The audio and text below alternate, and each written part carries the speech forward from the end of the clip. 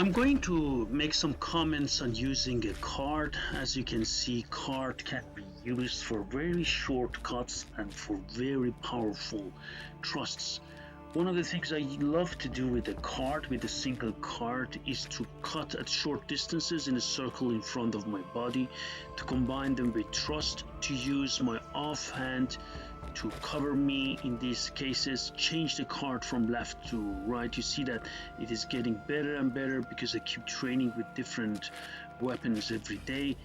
And then you can integrate also kicks into that and then get different angles. You see, imagine you have a circle in front of you and you cut within that circle.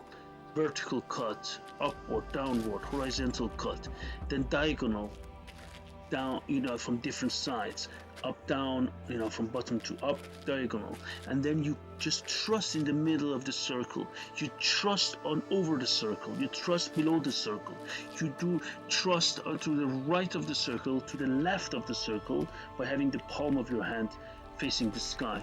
This is what I do, and then from time to time, when you cut into the weapon hand of your opponent or into his a weapon, you can just integrate kicks are only done when you have a bridge. Bridge means that you defend the incoming weapon or weapon hand and then you kick. Never ever kick, just without having a bridge, without having a contact with the weapon or the weapon hand of your opponent with your own weapon or with your trapping hand.